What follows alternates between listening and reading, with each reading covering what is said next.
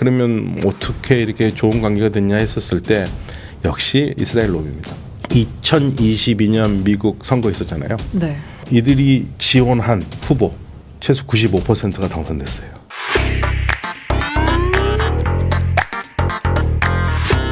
이 이스라엘과 미국에 대한 관계를 사실 조금 더 깊게 들여다보면 과거의 히스토리적인 부분들도 궁금해지거든요. 현재는 이렇게 친밀한 상황을 유지하고 있는데 이 두 국가가 어떻게 해서 이렇게 끈끈한 관계를 갖게 되었는지 그 시작에 대해서 좀 여쭤보고 싶습니다. 일단 우리가 생각을 해보면은요, 이스라엘이 건국할 때 이스라엘 건국을 제일 먼저 지지한 나라가 미국이거든요. 트루만 행정부였죠. 근데 그때도 문제가 좀 많이 있었어요. 국무부와 국방부가 의견이 달랐어요. 네. 국방부 같은 경우에는 야, 중동에서 저 이스라엘의 그 싸우려는 저 의지와 저 군사력을 보면은 우리가 같이 가야 된다고 한 거고, 국무부 같은 경우에는 어떻게 해서든지 아랍 국가 우리 신경 써야 되는데 이스라엘에 그렇게 할 수 없다, 그런 의견 충돌이 있었거든요. 그런데 그런 상황에서 트루만 행정부가 사실은 먼저 이스라엘의 건국을 승인한 것 자체가 이례적이라는 얘기를 많이 했었습니다. 처음에는 미국이 이스라엘과 그렇게까지 지금처럼 같이 가진 않았어요.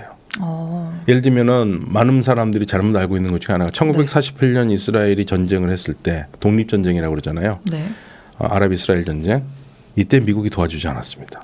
미국은 양쪽에다 무기를 다 주지 않았어요. 그리고 자제를 시키려고 그랬고요. 당시에 이스라엘이 패배할 수도 있었는데 이길 수 있었던 가장 큰 이유는 한 달 동안 휴전을 하는데 그때 이스라엘 쪽에 들어오는 무기가 체코를 통해서 들어왔는데 누가 보냈겠습니까? 소련이 보냈습니다.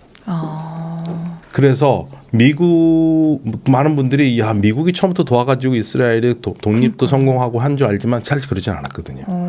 그리고 그전에는 이스라엘이 미국의 힘이 그렇게까지 많이 지금처럼 필요하지 않았을 거예요. 그 당시에 이스라엘의 전투력이 뛰어났고 그래서 미국의 도움 없어도 이길 수 있다고 생각을 했지만 이제는 갈수록 전쟁의 양상이 그러지 않지 않습니까? 그쵸. 지금 같은 경우에는 이스라엘이 국가 대 국가로 싸우는 게 아니라 국가 대 비국가 세력과 싸우기 때문에 미국의 도움이 더 필요해요. 무기가 신식 무기도 많이 필요하고.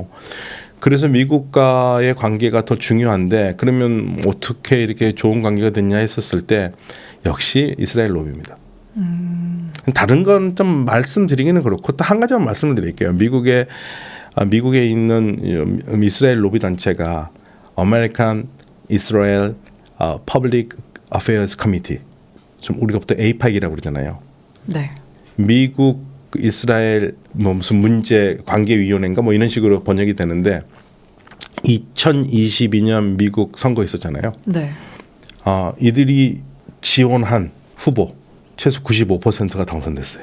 할 말 다 했죠.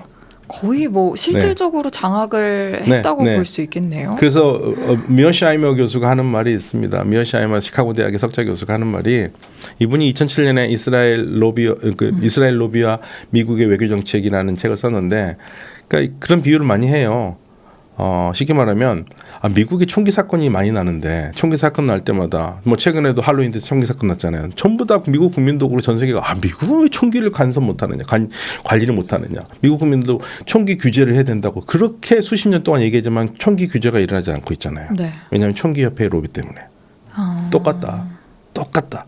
예, 이스라엘 로비 때문에 미국은 이스라엘과 관계된 외교 정책에서 미국의 국익을 밀고 나갈 수가 없다. 그러면 그렇게 이제 로비를 가능할 만큼 미국 내에 이런 유대인 커뮤니티의 영향력이라고 할 수 있을까요? 굉장히 이제 영향력도 커졌고 그런 경제적으로 확립된 부분들이 많잖아요. 네, 근데 우리가 좀 조심해야 될 한 말이 있는데요. 네네. 지금 이제 사회자께서도 유대라고 그랬잖아요. 네네네. 근데 이스라엘 로비하는 사람들이 전부 다 유대인은 아니에요. 그러니까 모든 유대인이 이스라엘 로비하는 건 아닙니다. 지금 많은 미국의 유대인들이 650만 정도 된다고 얘기를 많이 하고 있는데 네. 이 사람들이 뭐 압도적으로 지금의 네타냐후 정부를 지지하고 이스라엘을 지지하냐고 생각하면 안 돼요. 이스라엘이 굉장히 비판적인 사람도 많습니다. 그래서 이제 미어샤이머 교수도 하는 얘기가 이거를 주이시 러비라고 하면 안 된다. 이건 이스라엘 로비다. 그리고 이스라엘 로비하는 사람은 주이시만 있는 거 아니다. 크리스찬 시온주의자들도 있다. 예. 그 실질적으로 이스라엘이라는 나라가 건국했었을 때 결정적인 역할을 한 게 영국인데 네. 영국의 당시에 유력한 영향력을 끼칠 수 있는 사람들이 예를 들면 1917년에 벨포어 선언이라고 해서 팔레스타인의 유대인들의 그때 정확히 우리말로 참 옮기기 어려운데요. 네. National Home for the Jewish People. 예, 이걸 팔레스타인에 만든다고 했거든요. 이때 이거를 편지를 줬던 사람이 당시 외교장관 발포인데 발포도 크리스천 시온주의자예요. 그러니까 크리스천 시온주의자가 있었기 때문에 가능했다라는 거고 지금도 미국에서 유대인은 아니지만 크리스천들 중에서 상당히 많은 사람들이 시온주의자가 돼서 이스라엘을 지지하고 심정적 동원을 보내고 있는 거고 그 사람들이 그러니까 사실 45대 대통령으로 트럼프 대통령이 당선됐었을 때 네. 이분들이 어떤 말을 하냐면 우리 트럼프 대통령이 구약성서 이사야서에 나오는 45장 1절에 바빌론에서 유대인들을 해방시킨 페르시아 황제 고레스가 나오거든요. 네네. 고레스가 열방의 문을 연다고 그랬거든요. 열국의 문을 연다. 우리 지금 이 트럼프 대통령이 45대. 예, 그래서 열국의 문을 열고 이란을 해서 이 이스라엘을 해방시켜서 완전하게 이스라엘이라는 나라를 세울 것이다라고 그런 얘기가 나온 게 바로 크리스천 시온주의자들입니다. 또 새로운 사실을 알게 됐는데 네. 그렇다면 이 이스라엘 로비가 어쨌든 로비를 통해서 뭔가를 이뤄내려면 막강한 부를 축적을 했어야 했을 텐데 네. 그 부분은 또 어떻게 축적을 했는지 궁금합니다. 우리가 지금 뉴욕타임즈가 굉장히 좋은 신문으로 알고 있잖아요. 네. 뉴욕타임즈가 유대 자본을 시작한 겁니다. 그러니까 제가 유대 역사를 좀 읽었는데요. 미국에서. 네. 네. 그러니까 미국에서 가장 천대받던 사람들이었어요. 유대인들이. 그래서 직장도 제대로 못 잡고 그러니까 언론에도 못 들어가니까 그렇게 되면은 유대 자본끼리 모아서 신문사를 만들어서 언론이 되는 겁니다. 그런 식으로 생존 방법을 산 거죠. 그러니까 지금은 다 성공을 했기 때문에 처음부터 미국에 있는 유대인들이 처음부터 와 돈도 많았고 이 사람들은 뭐 원래부터 들어올 때부터 빵빵한 사람들이었다 생각하는데 그러지 않았습니다. 그럼 미국 내에서 차근차근 싸운 겁니다. 밟아간 건가요? 자, 그걸 이제 누가 배우겠습니까? 누가 배울까요? 아랍. 네, 그래서 지금 제가 아까 말씀드렸던 세 나라 있지 않습니까? 사우디아라비아라든지 네네. 그들이 이제 GCC라고 그러잖아요. 이 GCC 로비가 작동하고 있어요. 또 새로운 커뮤니티가 구축될 네, 수 GCC 있는. 로비, 그러니까 뭐냐면 이스라엘 로비도 모든 미국의 중동 정책을 이스라엘 유리하게 관리하는 것처럼 GCC 로비들도 트럼프 대통령에게 이제 계속 로비를 할 거예요. 네. 예, 그 미국의 중동 정책을 이 아랍에 좀 유리하게 갈 수 있는 방법. 물론 그 중에 교집합도 나오겠죠. 이스라엘도 좋고 아랍에도 좋은 게 나오겠죠. 예, 그래서 지금 이러한 이스라엘 로비를 다른 나라도 배우고 있고 우리도 사실은 70년대죠. 박동선 로비회가 80년대 우리도 항상 뭐 코리안 로비 게이트 뭐 있었고 그랬었잖아요. 그러니까 모든 나라들이 미국이라는 나라가 워낙 전 세계에 미치는 영향이 크기 때문에 합법적인 로비 단체로 요비를 하려고 노력하고 있죠. 그럼 만약에 이 아랍 로비 같은 게 좀 커진다면 나중에는 추후에는 좀 경쟁적인 구도로도 경쟁적 구조가 되죠. 그래서 사실은 좀 네타냐후 정부에서도 우리가 굉장히 불편하게 생각했던 것 중에서 하나가 네. 예를 들면 이런 겁니다. 지난 그 가자 전쟁 이래로 미국 대학 내에서 반이스라엘 데모가 많이 났잖아요. 거기에 이제 그 뒤에 배후에 네. 까타르의 돈이 있다고 얘기를 한 겁니다. 네. 왜냐하면 까타르가 1년에 사실은 미국 대학들에 쏟아붓는 돈이 어마어마하거든요. 그래서 그 돈의 출처가 그거다. 그래서 까타르 같은 경우에는 이스라엘 굉장히 안 좋아하거든요. 네. 예. 그래서 이제 그런 자본들이 들어와서 움직이고 있다. 그러니까 그전에는 없던 현상들이죠. 예, 그전에는 다른 나라들이 그렇게 미국에 영향력을 줄 수 있는 나라들이 이렇게 많이 없었는데 아랍 쪽에서는요. 이제 까타르가 그랬다고 이제 그 얘기가 계속 나왔었습니다. 앞으로는 이 미국과 이스라엘이 그 둘만의 끈끈한 관계를 계속해서 유지해 나가지 않을 수도 있겠다 하는. 아니 그러지는 않을 거예요. 저는 계속 갈 것 드는데요. 같습니다. 예, 그거는요. 엉덩이가 맞붙은 샴 쌍둥이가 됐습니다. 이제는 뗄래야 어렵습니다. 없는. 어려워요. 네네.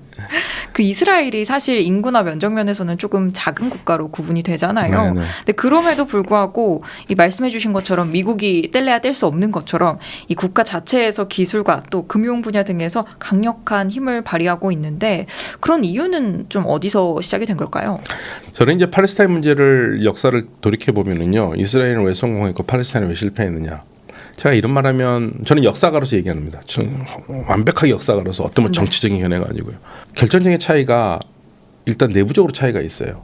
이스라엘을 건국한 사람들은 시온주의자들이잖아요. 이 사람들은 시온주의에 입각한 나라를 만들겠다는 강력한 의지를 가지고 있었습니다.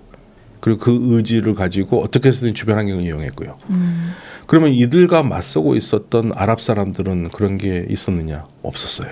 그러니까 제가 늘 안타깝게 생각하는 것 중 하나가 팔레스타인이라는 지역에 살고 있는 아랍 사람들 있잖아요. 그럼 팔레스타인에 사는 아랍 사람들이 야 우리 팔레스타인에 사는 아랍 사람들은 팔레스타인에 우리 아랍 국가를 만들어야 돼.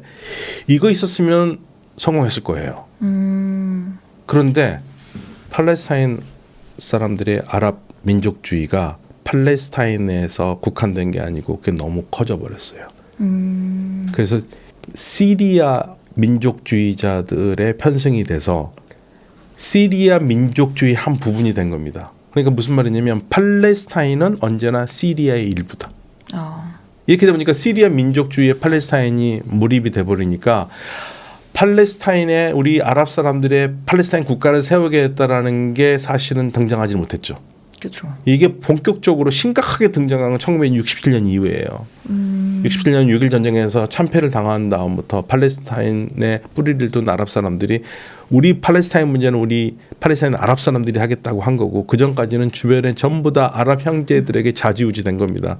그러니까 제가 그걸 항상 통렬하게 지적을 하고 있는 건데 그 부분이 가장 큰 문제다. 그래서 사실은 누가 더 훌륭하다라는 말을 하기 전에 강력한 의지가 있는 사람들이 있느냐 없느냐가 결국에는 승패를 가른 거죠. 외부의 조건은 일단 둘째로 치고요. 저희가 아무래도 이 미국 기업들을 계속해서 보잖아요. 네. 그러니까 이스라엘을 바라볼 때 느꼈던 부분이 이스라엘이 미국 기업들이 이제 이스라엘의 혁신적인 기업들을 자주 인수하거나 하는 경우들이 많더라고요. 왜 그럴까요? 그런 부분을 제가 교수님한테 여쭤보고 싶었거든요. 왜 그런지 너무 궁금하더라고요. 제가 3년 전에 그 프로젝트를 하나 했습니다. 관련된 프로젝트. 네, 관련된 프로젝트를 하나 했습니다. 그런데 왜 이스라엘의 첨단 기업들이 미국으로 가느냐? 갈 수밖에 없어요.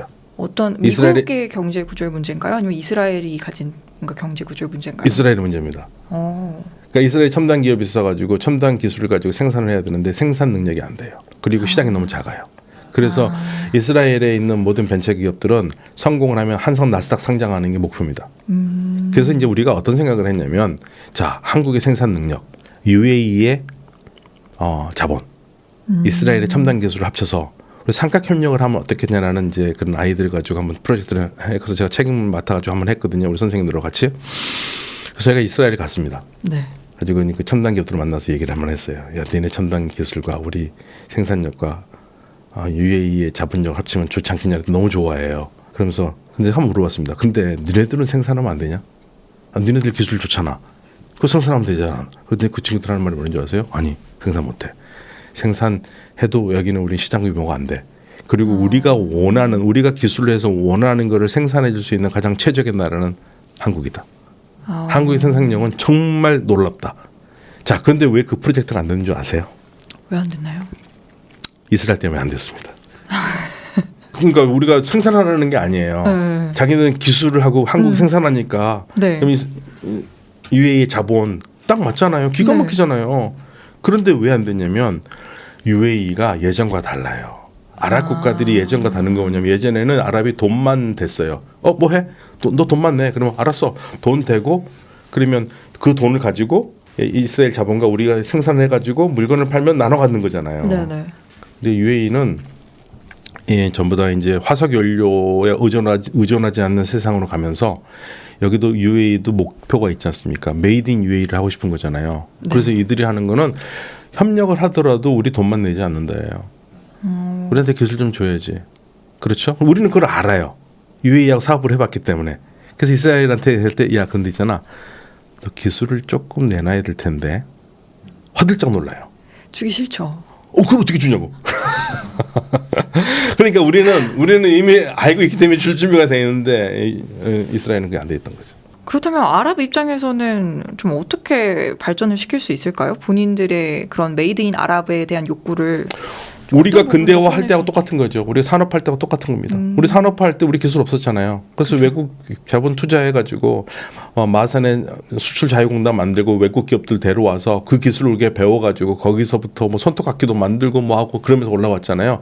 지금 그걸 지금 하는데 좀 더 좋은 규모로 하겠다는 겁니다.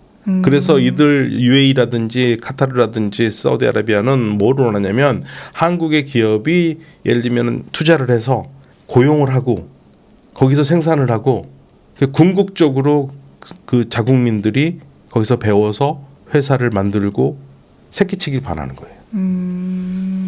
예. 기술을 안 주고는 이제는 불가능합니다. 머니네버슬립 뉴스레터와 네이버 프리미엄 콘텐츠 지금 바로 구독해 보세요.